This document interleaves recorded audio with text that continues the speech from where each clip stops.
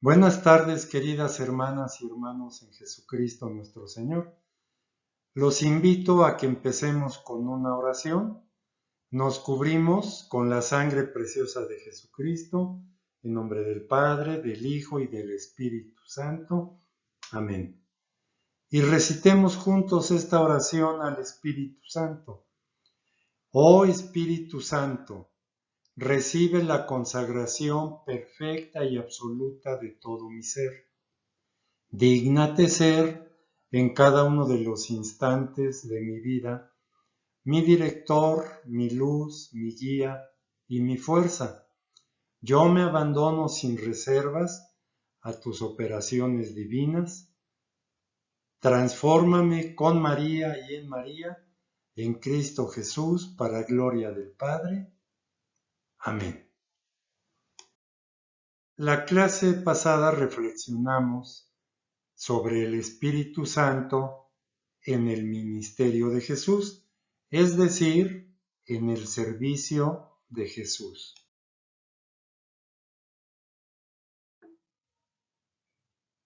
Y hablamos de Jesús en esta misión encargada por Dios Padre. Tenemos que hablar entonces del Espíritu Santo. Y si hablamos del Espíritu Santo en esta misión, tenemos que hablar de Jesús, ya que el Espíritu Santo y Jesús son inseparables. Ya que en el estudio del Espíritu Santo o en el estudio de Jesús se entrelazan y caminan juntos, por lo que se afirma que un verdadero estudio de Jesús tiene que ser neumático, y lo mismo un estudio del Espíritu Santo tiene que ser cristológico. Y algo que estudiamos en la clase pasada es que todo cuanto Jesús dijo y realizó, lo hizo al impulso y moción del Espíritu Santo que lo llenaba, lo iluminaba en cada momento y constantemente lo conducía. Y escuchamos cómo Jesús llegó a Nazaret y según era su costumbre entró en la sinagoga el sábado. Que la sinagoga servía de sitio de reunión o casa de oración y lugar de anuncio de la palabra de Dios. Que en las sinagogas la liturgia se centraba en la lectura de la Escritura y ahí los fariseos daban importancia a la lectura de la Torá y de los profetas, ya que después del parashá o lectura de la ley se leía la Haftará, que era un pasaje de los profetas. Y que ese día en la sinagoga Jesús fue invitado a hacer la lectura, por lo que le entregaron el rollo y leyó al profeta Isaías. Y que después de la lectura se siguió la interpretación de la escritura, por lo que Jesús enrolló el volumen, lo devolvió al ministro y se sentó, y todos lo observaban. Entonces Jesús comenzó a hablarles y les dijo: esta escritura se ha cumplido hoy. Que hay dos elementos en este pasaje. Primero, la unción con el Espíritu Santo que el profeta recibe de parte de Dios. Y segundo, la misión evangelizadora y sanadora que se le encomienda. Entre estos dos elementos vimos que hay una relación.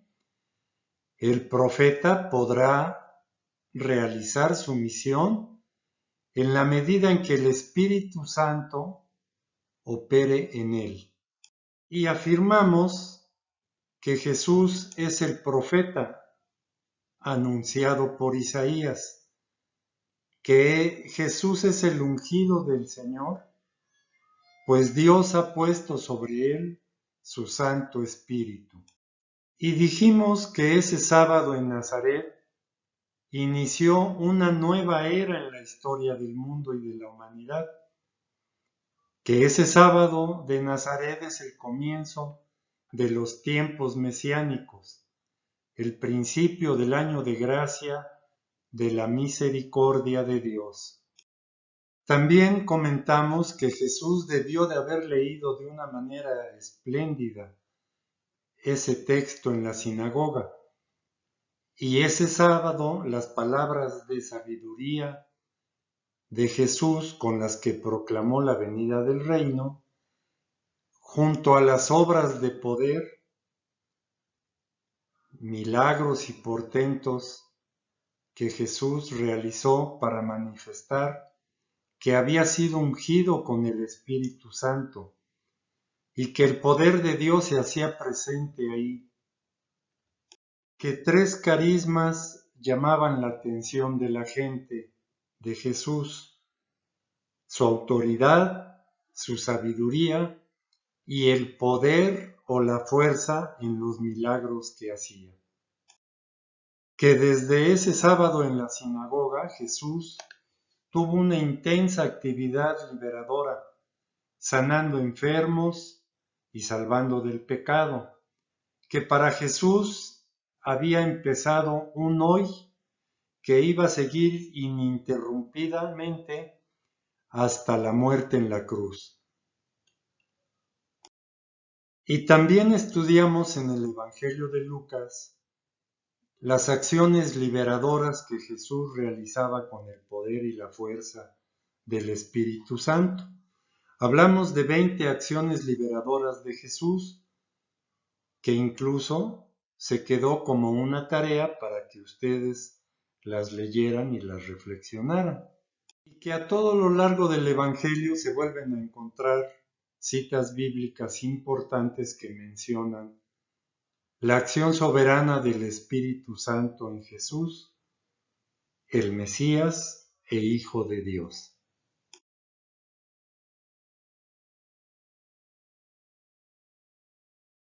También leímos que como reacción a esas obras de poder que Jesús realizaba, los fariseos se confabularon en contra de Jesús para ver cómo eliminarlo, que por eso Jesús se retiró de allí.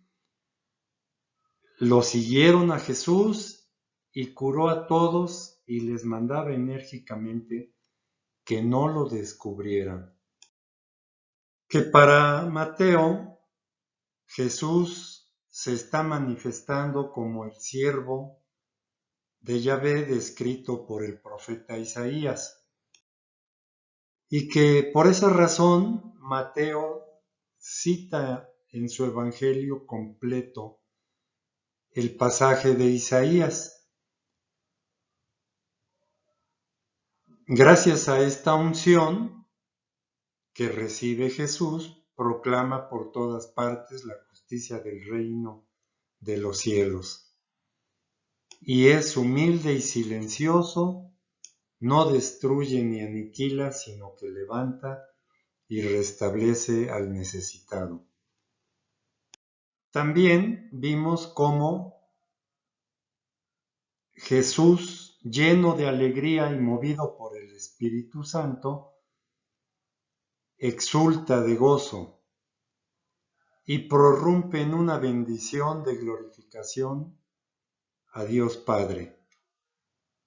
Reflexionamos también sobre el pasaje evangélico acerca de la eficacia de la oración y de las tres partes que forman la argumentación.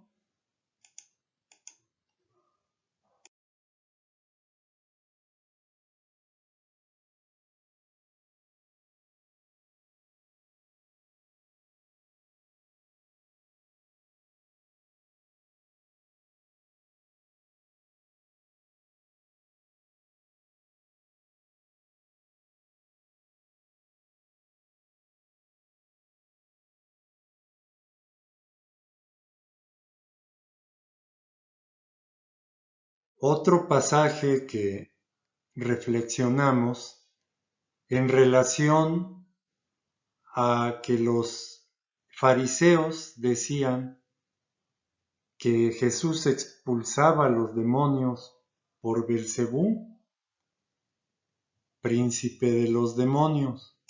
Y cómo San Lucas nos muestra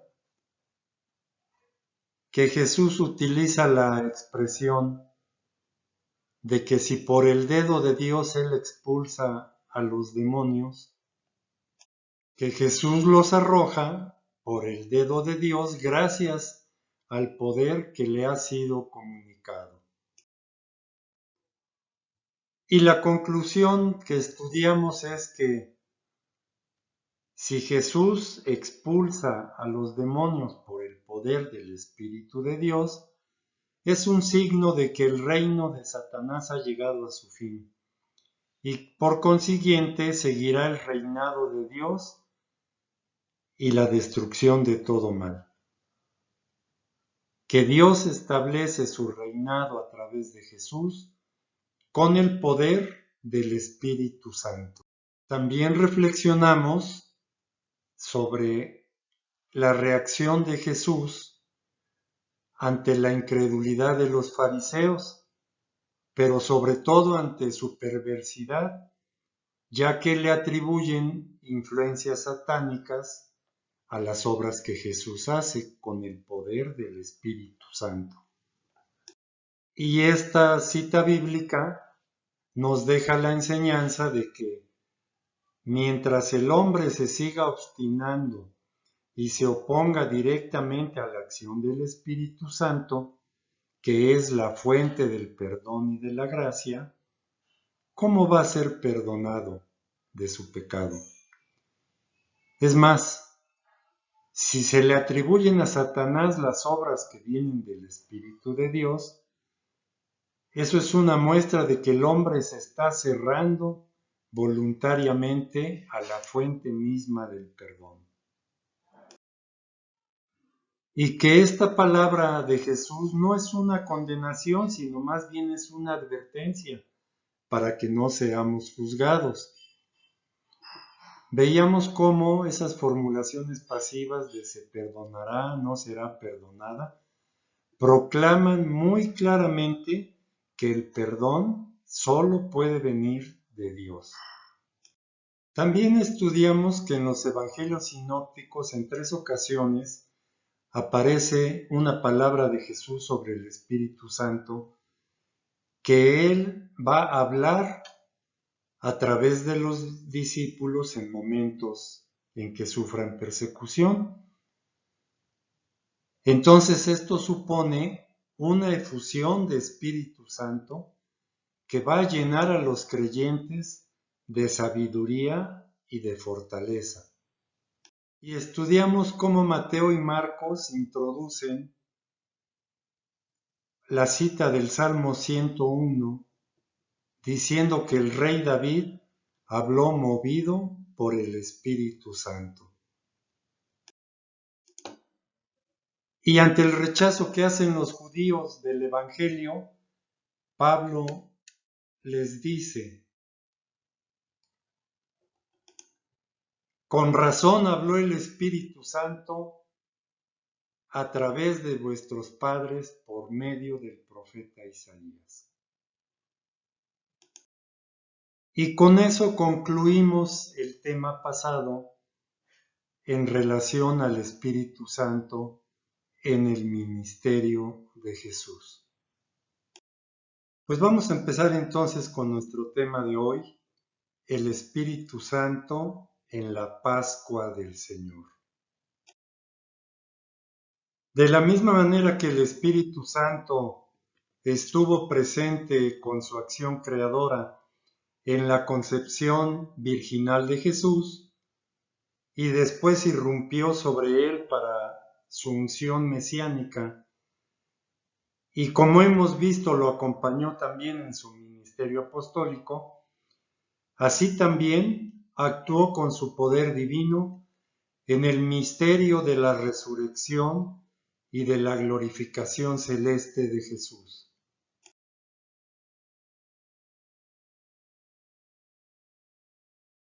La Pascua del Señor, como vamos a ver, es el centro y la cumbre de la vida y misión de Jesús de Nazaret. El ángel le había dicho a José: dará a luz un hijo, y tú le pondrás por nombre Jesús, porque él salvará a su pueblo de sus pecados.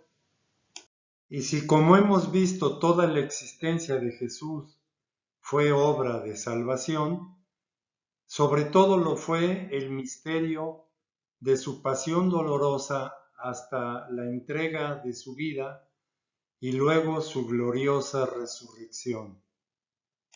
San Pablo escribe sintéticamente a los romanos: quien fue entregado por nuestros pecados y fue resucitado para nuestra justificación. el Espíritu Santo que estuvo presente en la concepción de Jesús y realizó la unión personal del Hijo de Dios con la naturaleza humana, que posteriormente lo ungió con sus dones y carismas en el Jordán y que lo condujo paso a paso en su ministerio apostólico, no podía estar ausente en la culminación de su misión, en su paso de este mundo al Padre. Antes de la fiesta de la Pascua, sabiendo Jesús que había llegado su hora de pasar de este mundo al Padre, habiendo amado a los suyos que estaban en el mundo, los amó hasta el extremo. En esta forma el Espíritu Santo está presente en las 3 etapas que integran la Pascua del Señor. En la última cena, guardaréis mis mandamientos, y yo pediré al Padre y os dará otro Paráclito, para que esté con vosotros para siempre. en la pasión, el Espíritu Santo confortó a Jesús con todo su poder. Entonces se le apareció un ángel venido del cielo que le confortaba, y sumido en agonía, insistía más en su oración. Su sudor se hizo como gotas espesas de sangre que caían en tierra. Y al impulso del Espíritu Santo, Cristo se ofreció como víctima inmaculada a Dios. Cuanto más la sangre de Cristo, que por el Espíritu Eterno se ofreció a sí mismo sin tacha a Dios, purificará de las obras muertas nuestra conciencia para rendir culto a Dios vivo.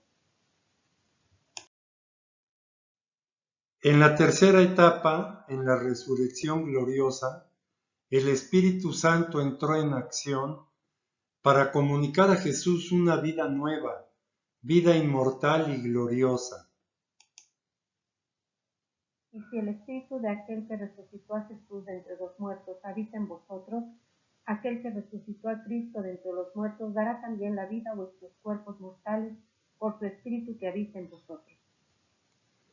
Y al ser entronizado a la derecha de Dios, Jesús recibió del Padre el Espíritu Santo prometido. Y exaltado por la diestra de Dios, ha recibido del Padre el Espíritu Santo prometido y ha derramado lo que vosotros veis y oís. Si analizamos la presencia del Espíritu Santo en la Cena del Señor, podemos ver que durante los discursos de despedida que están en San Juan, en el capítulo 13, Jesús hizo a sus discípulos la clara revelación del Espíritu Santo como persona distinta del Padre y del Hijo, y describió la misión del Paráclito. Si me amáis, guardaréis mis mandamientos. Y yo pediré al Padre y os dará otro Paráclito, para que esté con vosotros para siempre. En los evangelios que nos narran la pasión, las menciones que hablan explícitamente del Espíritu Santo no son muchas, pero las que hay son muy significativas.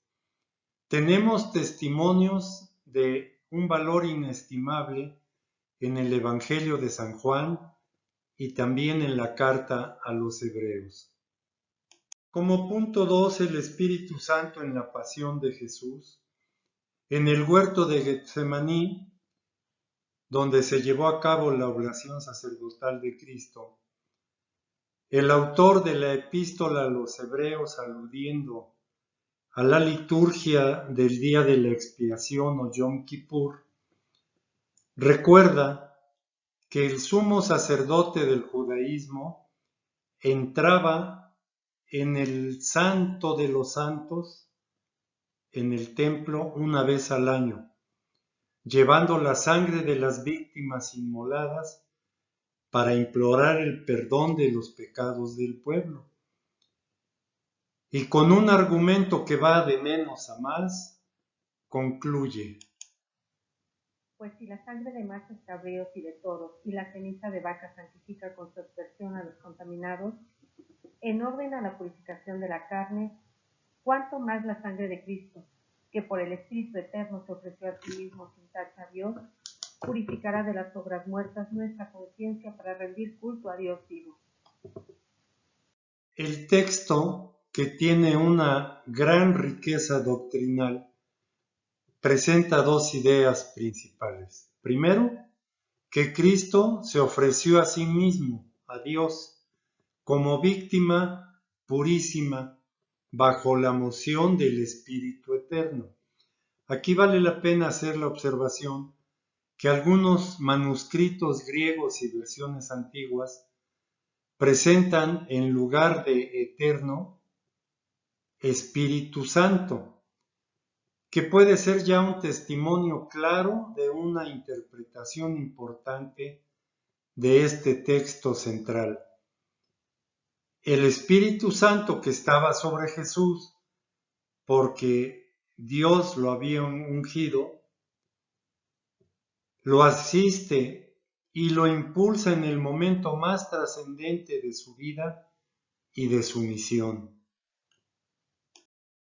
De esta manera, Jesús y el Espíritu Santo aparecen actuando conjuntamente en la hora cumbre de la salvación de la humanidad, cuando se va a realizar la redención perfecta de los pecados mediante la efusión de la sangre de la víctima divina. La sangre de Jesús purifica nuestras conciencias de nuestros pecados para poder rendir un culto digno a Dios vivo. El sacrificio de Cristo no es menos real que los sacrificios antiguos. La sangre ha sido derramada, pero es incomparablemente superior, ya que se trata de un compromiso personal, de una persona sin pecado, animado por el Espíritu Santo. De allí brota su eficacia para la purificación de las conciencias y para la unión de los hombres con Dios. La afirmación de que por el Espíritu Santo se ofreció Jesús a sí mismo, inmaculado a Dios, nos lleva fácilmente a la escena de la agonía y combate que Jesús tuvo en Getsemaní, cuando, queriendo por un lado eludir el cáliz del dolor y de la muerte, sin embargo, al final se entrega a la voluntad de Dios. Y decía: Abad, Padre, todo es posible para ti. Aparta de mí esta copa, pero no sea lo que yo quiero, sino lo que quieras tú. Por eso, como un eco de este pasaje, escuchamos en la epístola a los Hebreos: el cual, habiendo crecido en los días de su vida mortal ruegos y súplicas con poderoso clamor y lágrimas al que podía salvarle de la muerte, fue escuchado por su actitud reverente. No es que Dios lo haya librado de la muerte para la cual Jesús había venido. Ahora mi alma está turbada. ¿Y qué voy a decir? Padre, líbrame de esta hora. Pero, si he llegado a esta hora para esto. Sino que Jesús transformó esa muerte en una exaltación de gloria. Cuando salió, dice Jesús: ahora ha sido glorificado el Hijo del Hombre y Dios ha sido glorificado en él. Si Dios ha sido glorificado en él, Dios también le glorificará en sí mismo y le glorificará pronto. Por lo cual Dios le exaltó y le otorgó el nombre que está sobre todo nombre. 10. Para que al nombre de Jesús toda rodilla se doble en los cielos, en la tierra y en los abismos. 11. Y toda lengua confiese que Cristo Jesús es Señor, para gloria de Dios Padre. Y a aquel que fue hecho inferior a los ángeles por un poco, a Jesús, le vemos coronado de gloria y honor por haber padecido la muerte, pues por la gracia de Dios buscó la muerte para bien de todos. Vemos en estos textos cómo el Espíritu Santo asistió a Jesús en su combate y al igual que en otros tiempos lo hizo salir victorioso, como cuando había triunfado sobre las tentaciones de Satanás, gracias a la acción del Espíritu con que había sido ungido en el Jordán.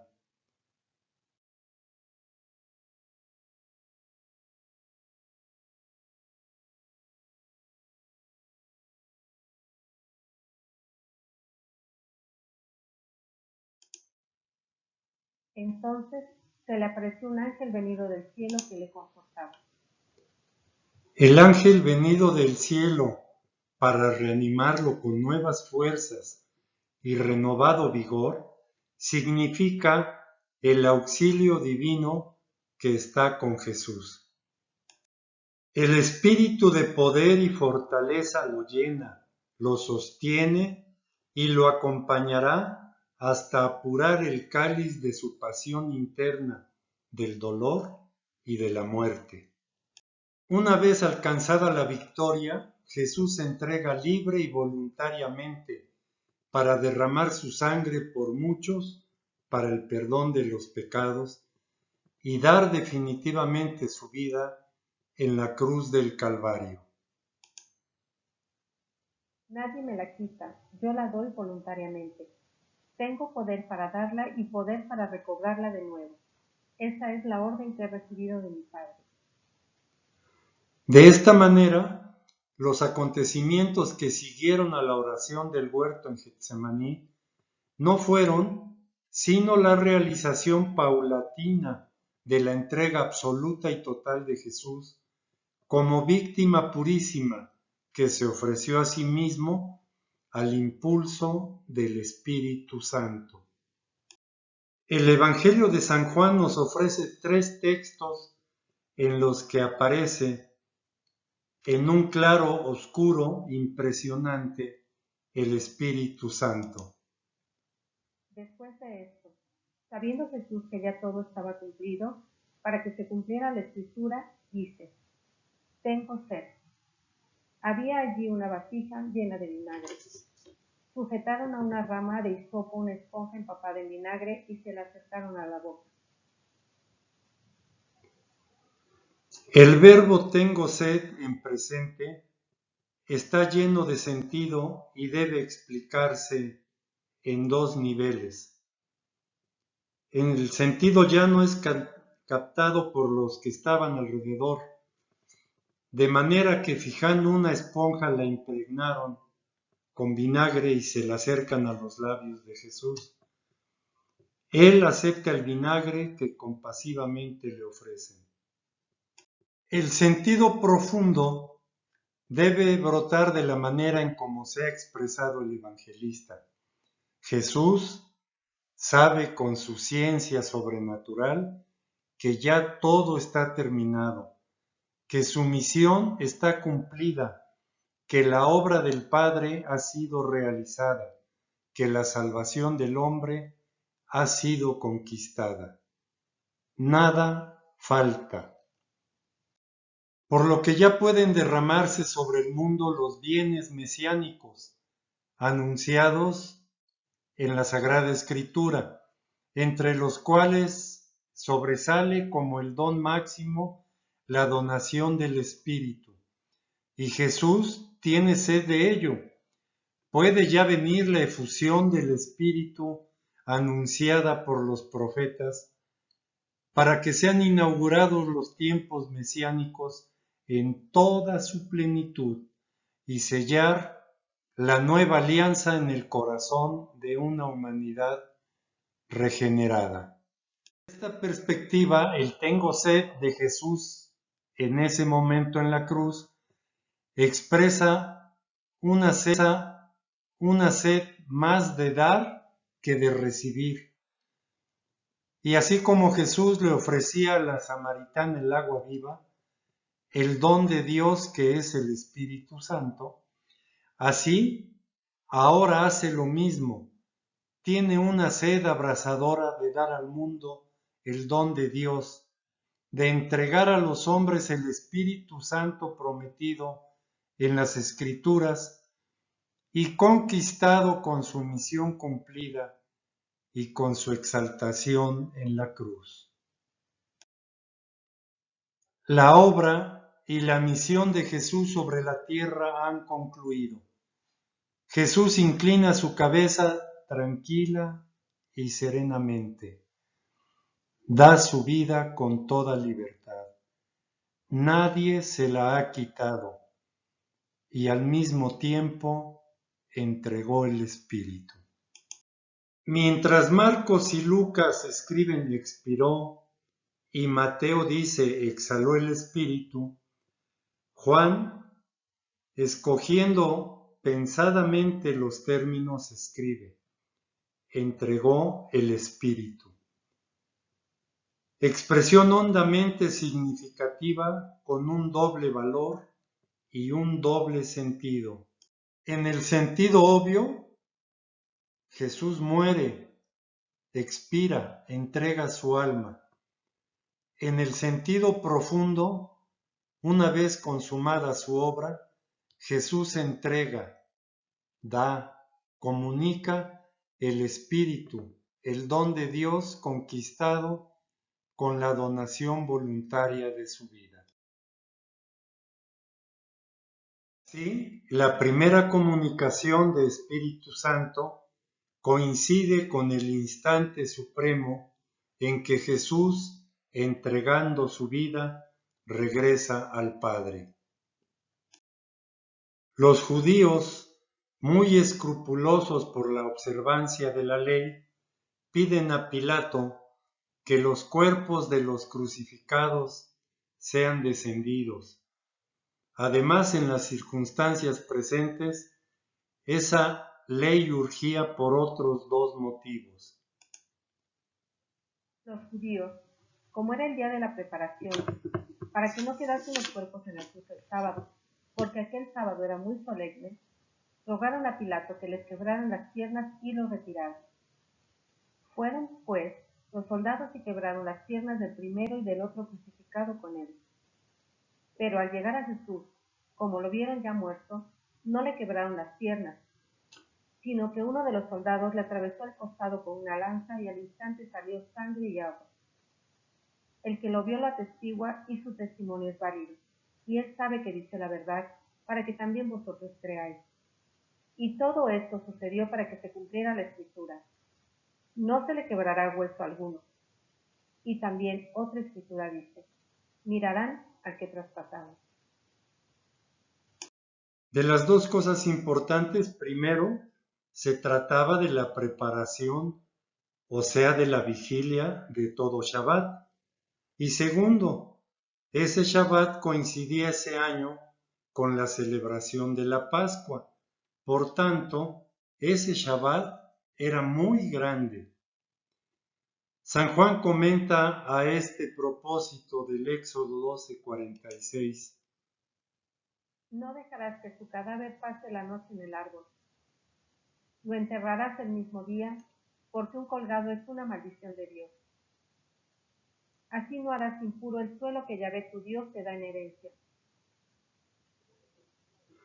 Jesús fue el verdadero Cordero Pascual, el auténtico Cordero de liberación el Cordero de Dios que quita el pecado del mundo.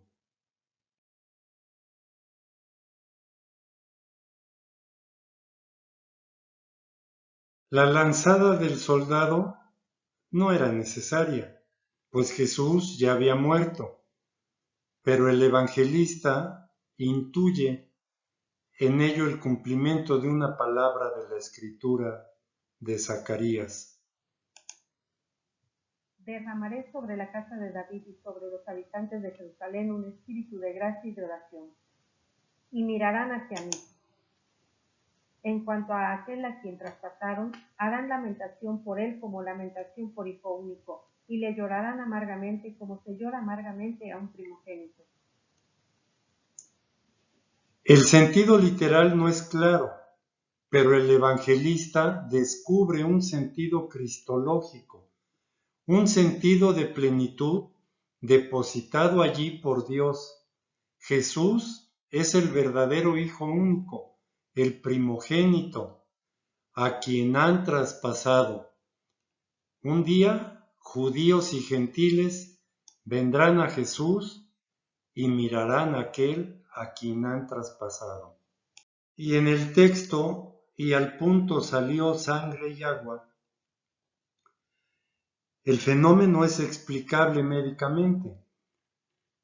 El crucificado guarda sangre en el corazón y a su alrededor se acumula líquido linfático con apariencia de agua. Pero San Juan va más allá y percibe en ello un simbolismo. La sangre atestigua la realidad del sacrificio del Cordero ofrecido por la salvación del mundo. La sangre es la expresión de una deuda saldada, el precio de una salvación, el elemento para la remisión del pecado. Pero si caminamos en la luz, como Él mismo está en la luz, estamos en comunión unos con otros, y la sangre de su Hijo Jesús nos purifica de todo pecado. Además, en el Evangelio de Juan, la sangre de Jesús es principio de vida eterna, principio de resurrección escatológica, verdadero alimento que vivifica y principio de unión y permanencia mutua entre Jesús y el creyente. Jesús les dijo, en verdad os digo, si no coméis la carne del Hijo del Hombre y no bebéis su sangre, no tenéis vida en vosotros. El que come mi carne y bebe mi sangre, tiene vida eterna, y yo le resucitaré el último día. Porque mi carne es verdadera comida y mi sangre verdadera bebida. En resumen, en la sangre que brotó del costado de Jesús, San Juan contempla la entrega misma de Jesús en la cruz y alude discretamente a la donación de su sangre en la Eucaristía. En cuanto al agua, el agua es para San Juan símbolo del Espíritu. Y Juan dio testimonio diciendo, he visto al Espíritu que bajaba como una paloma del cielo y se quedaba sobre él. Y yo no le conocía, pero el que me envió a bautizar con agua me dijo, aquel sobre quien veas que baja el Espíritu y se queda sobre él, ese es el que bautiza con Espíritu Santo. Por tanto, el agua que brota del costado de Cristo muerto es símbolo del Espíritu que es dado y enviado por Jesús, glorificado, vuelto ya a su Padre. Es un testimonio solemne. El que habla es el discípulo amado de Jesús.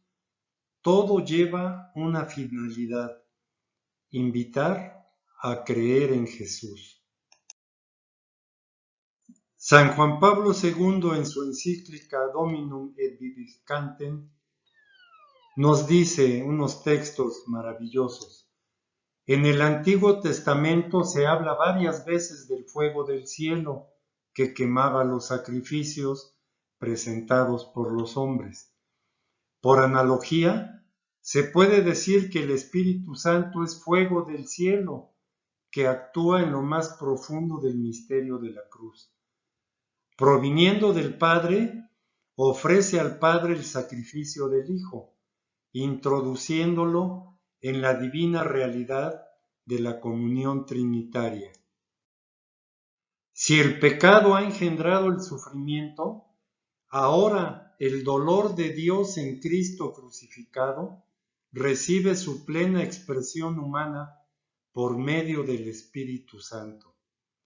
Se da así un paradójico misterio de amor. En Cristo sufre Dios rechazado por la propia criatura. El Espíritu Santo, como amor y don, desciende en cierto modo al centro mismo del sacrificio que se ofrece en la cruz. Él consuma este sacrificio con el fuego del amor, y dado que el sacrificio del amor es un acto propio de Cristo, también en este sacrificio Él recibe el Espíritu Santo. Lo recibe de tal manera que después Él solo con Dios Padre puede darlo a los apóstoles, a la Iglesia y a la humanidad. Número 41 de esta encíclica. En esta tercera parte veamos el Espíritu Santo en la glorificación de Cristo.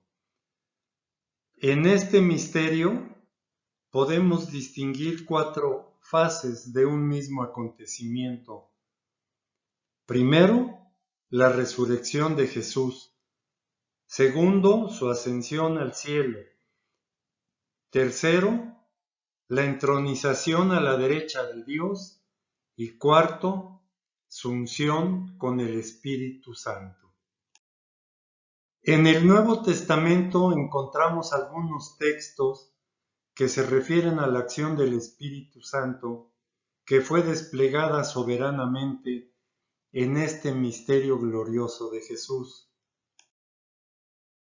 El Nuevo Testamento presenta ordinariamente la resurrección como una obra realizada por Dios.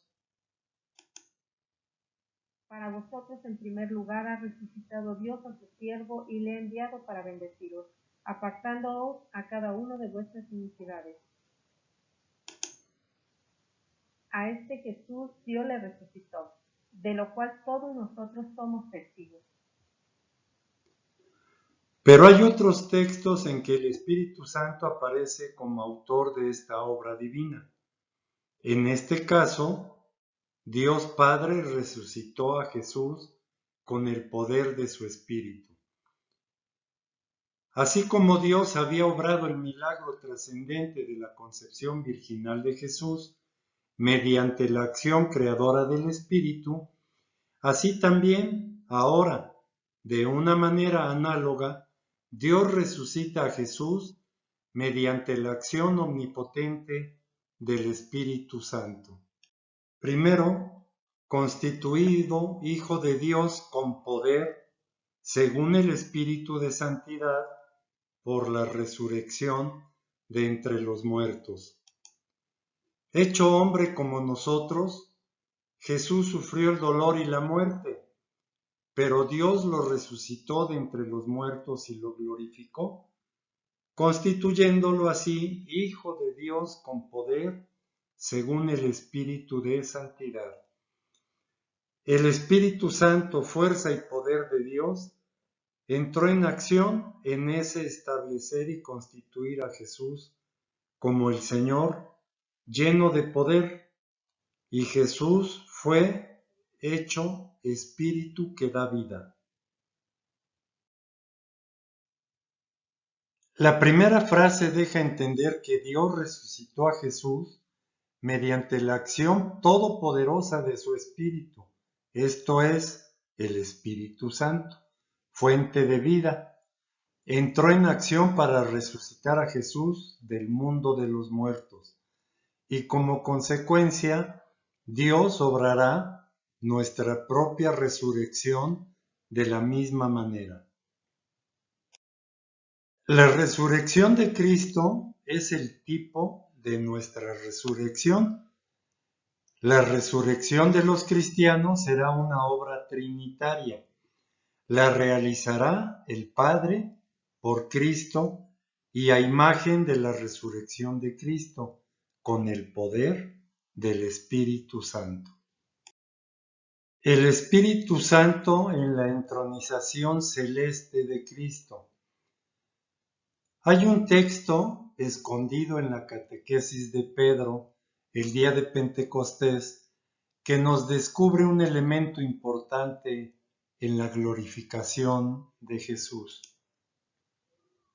El misterio de la glorificación de Cristo culmina en el cielo, a donde Jesús entra, es sentado a la derecha del Padre y recibe el Espíritu Santo, promesa del Padre. Tercero, nos dice San Pedro, Cristo muerto en la carne, pero vivificado por el Espíritu. Pedro confiesa que Cristo murió una sola vez por los pecados y que muerto según la condición humana, fue resucitado por el poder del Espíritu, subió al cielo y está a la diestra de Dios. Sentado a la derecha del Padre, el Catecismo de la Iglesia Católica nos dice en el numeral 664 que significa la inauguración del reino del Mesías, cumpliéndose la visión del profeta Daniel respecto del Hijo del Hombre. A él se le dio imperio, honor y reino, y todos los pueblos, naciones y lenguas le sirvieron. Su imperio es un imperio eterno, que nunca pasará, y su reino no será destruido jamás. Jesús recibe del Padre la promesa del Espíritu Santo. Glorificado y exaltado Jesús a la derecha del Padre, recibe como regalo supremo el don del Espíritu Santo, que Dios había prometido, para derramarlo a su vez sobre sus discípulos, a fin de que naciera el nuevo pueblo de Dios, la Iglesia de Jesús. Jesús en su naturaleza humana, resucitada, es ungido con el Espíritu Santo. Es una unción de glorificación que lo constituye como el Señor y el ungido, el Cristo. Luego Pedro termina con esta solemne declaración. Sepa, pues, con certeza toda la casa de Israel que Dios ha constituido Señor y Cristo a este Jesús a quien vosotros habéis crucificado. Pero el ungido es rey y sacerdote. Por eso, al recibir Jesús de parte del Padre la unción celeste con el Espíritu Santo, queda constituido en toda su plenitud, Señor de señores, Rey de reyes y sumo sacerdote para la eternidad. Estos harán la guerra al Cordero, pero el Cordero, como es Señor de señores y Rey de reyes, los vencerá en unión con los suyos, los llamados y elegidos y fieles. A donde entró por nosotros como precursor Jesús, hecho a semejanza de Melquisedec, sumo sacerdote para siempre. Con esto Jesús llegó al punto culminante de su carrera mesiánica y salvífica. Puede ya comenzar el ejercicio celeste de su realeza y de su sacerdocio.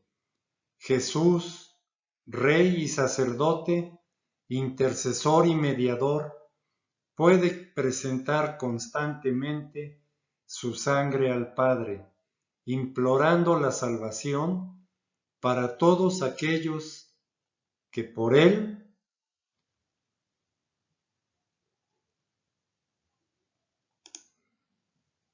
Teniendo pues tal sumo sacerdote que penetró los cielos, Jesús, el Hijo de Dios, mantengamos firme la fe que profesamos.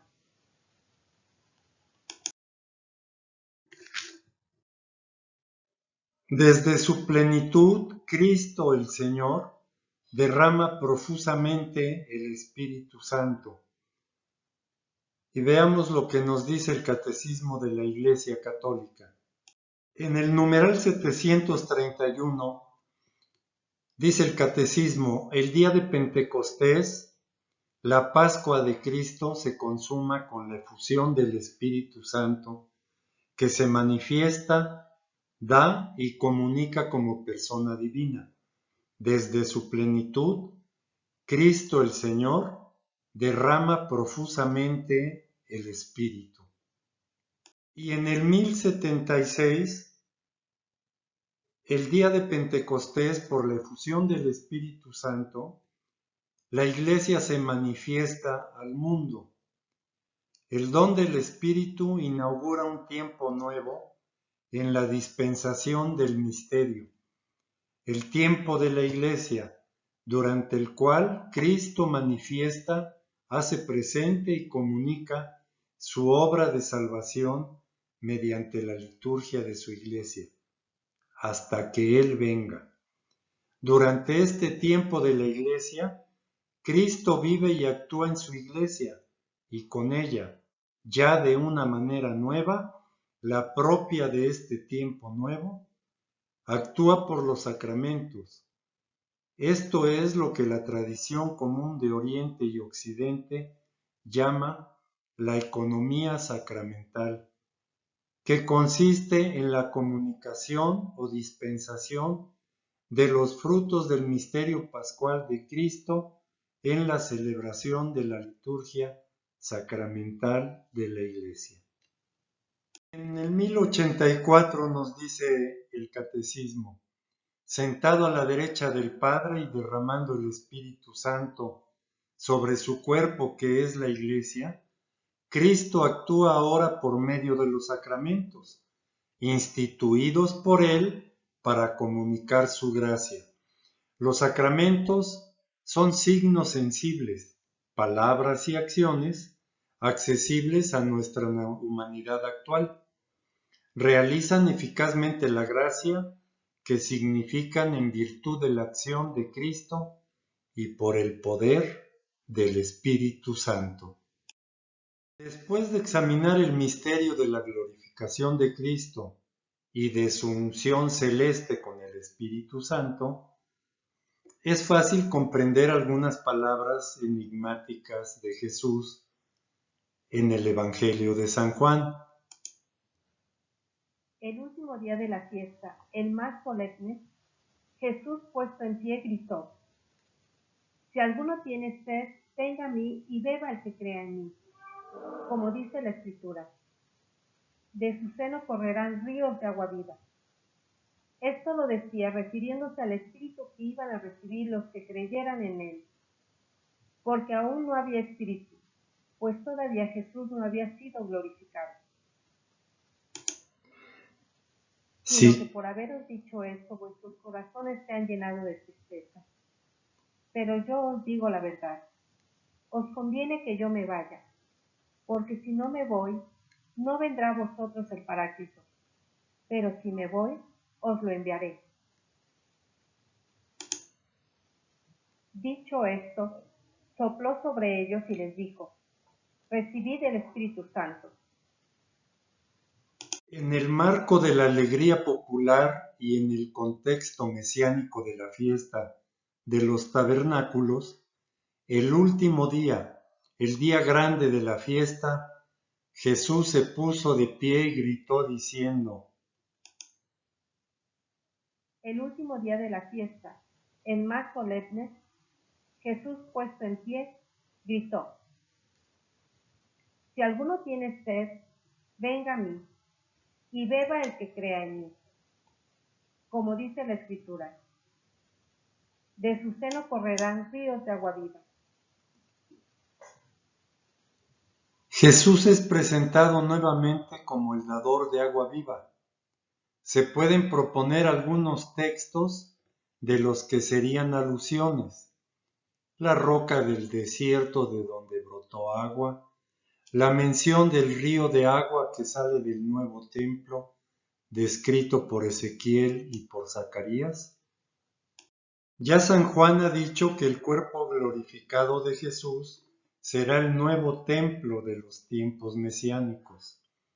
Y ahora dice que Jesús es la auténtica fuente y el manantial verdadero del que correrán ríos de agua viva en favor de aquel que tiene sed, que va a Jesús y que cree en él.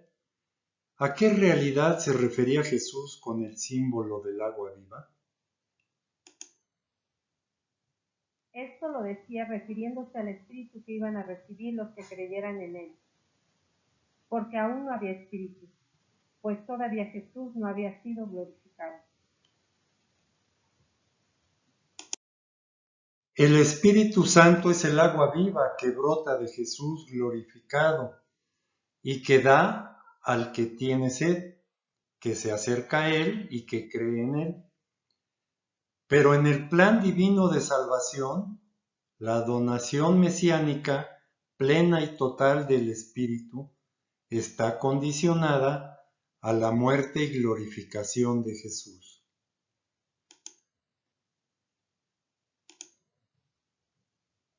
Pero yo os digo la verdad. Os conviene que yo me vaya, porque si no me voy, no vendrá a vosotros el Paráclito. Pero si me voy, os lo enviaré.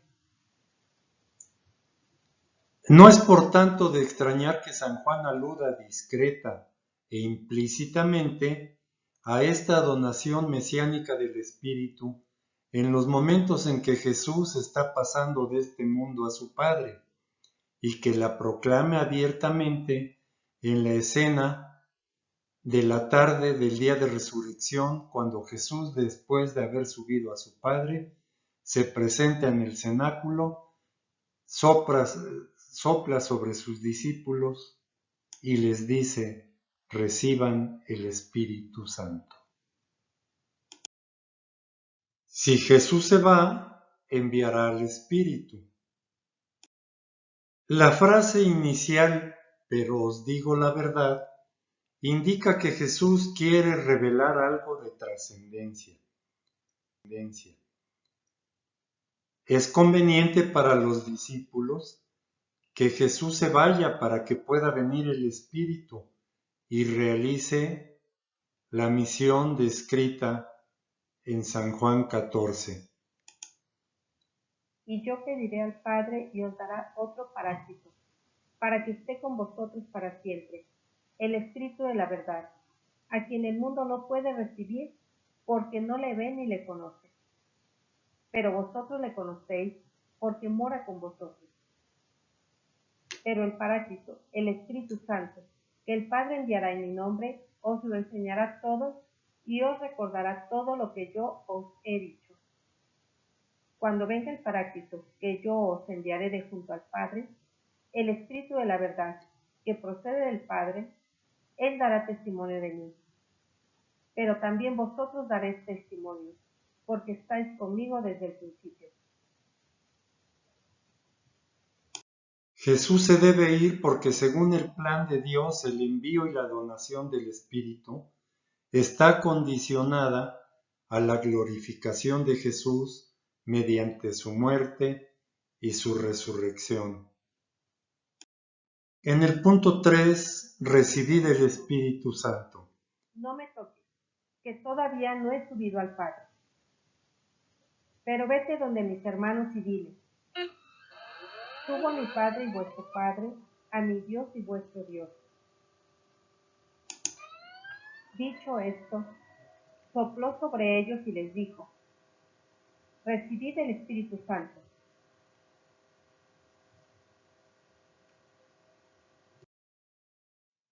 Como el Padre me envió, también yo los envío. Primero, un nuevo saludo de paz es la paz mesiánica anunciada por los profetas y que Jesús comunica ahora a los suyos. Grande es tu señorío, y la paz no tendrá fin sobre el trono de David y sobre su reino, para restaurarlo y consolidarlo por la equidad y la justicia. Desde ahora y hasta siempre, el seno de Yahvé Sebaot hará eso. No hay en él quien se canse y tropiece, quien se duerma y se amodorre. Nadie se suelta el cinturón de los lomos, ni se rompe la correa de su calzado.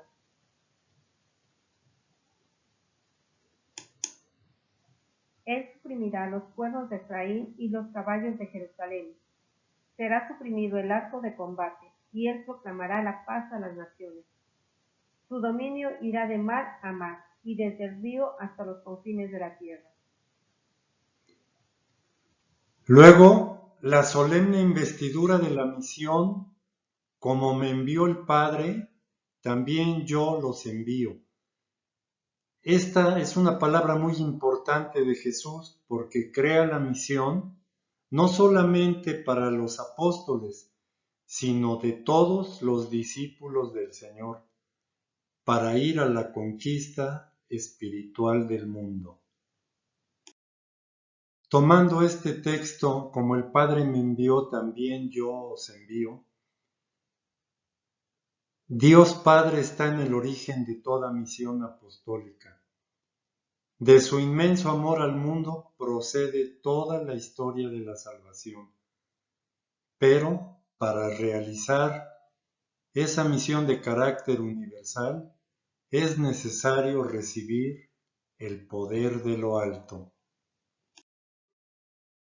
Al estilo de los antiguos profetas, Jesús realiza una acción simbólica sumamente expresiva, clarificada luego por una palabra. Sopla sobre sus discípulos y les dice: recibid el Espíritu Santo. El soplo sensible es signo de una realidad espiritual.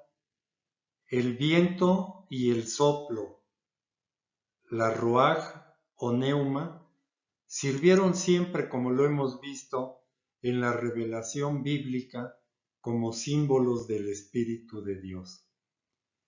El soplo de Jesús significa que les comunica el don del Espíritu Santo como fruto de la obra que el Padre le ha encomendado.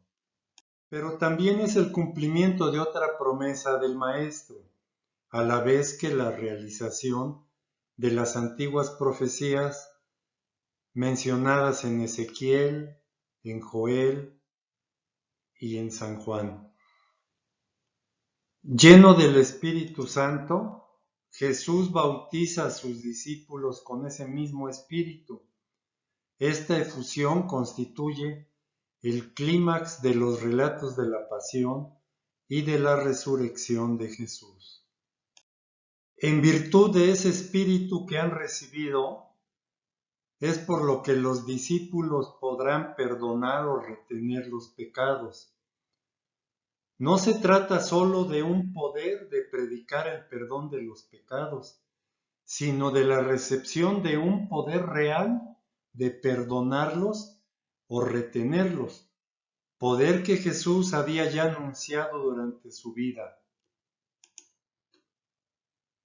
Yo os aseguro, todo lo que atéis en la tierra quedará atado en el cielo, y todo lo que desatéis en la tierra quedará desatado en el cielo.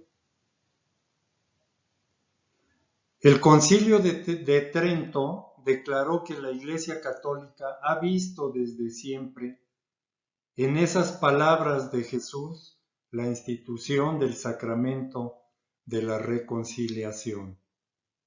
Un quitar y hacer desaparecer, sino que encierra un efecto profundamente positivo. Cuando el Espíritu Santo viene al hombre y lo purifica, y al mismo tiempo le infunde vida, vida nueva, vida eterna, vida divina, la vida que tiene origen en el Padre y que brota de Jesús. Los apóstoles, llenos del Espíritu Santo, han quedado transformados en Jesús, sobre quien descendió el Espíritu para habitar en él con toda plenitud. Ellos también, como Jesús Mesías, podrán quitar el pecado del mundo y bautizar en el Espíritu Santo. A partir de ese día, los discípulos podrán ir por el mundo a continuar, como enviados de Jesús, la obra que el Padre le había confiado a su Hijo, el ungido del Espíritu, el Mesías, el Cristo. Espero que a ustedes también, como a mí, queridas hermanas y hermanos, este tema les haya encendido el corazón, que el fuego del Espíritu Santo haya traído a su corazón y a su vida ese amor, ese ardor, no solamente por nuestro Señor Jesucristo, sino también por esos hechos que hizo en favor nuestro, como fue su dolorosa pasión, su muerte, su gloriosa resurrección y exaltación en los cielos, y que lleno del Espíritu Santo, Jesús transmitió ese Espíritu Santo no solamente a sus apóstoles, sino representados en ellos también a cada uno de nosotros. Porque también tú y yo, querida hermana, querido hermano, desde que fuimos bautizados, nosotros fuimos ungidos con el fuego del Espíritu Santo. Y se nos comunicó también el ser con Jesús sacerdotes, profetas y reyes. De verdad, espero que, como hemos ido avanzando en este curso, ustedes se hayan ido también sorprendiendo y enamorando con lo que el Espíritu Santo ha realizado desde que nuestro Señor Jesucristo entregó su vida para que tú y yo tuviéramos vida y vida en abundancia, nos siga llenando de alegría, nos siga llenando de gozo y nos siga llenando en todo momento de su Espíritu Santo.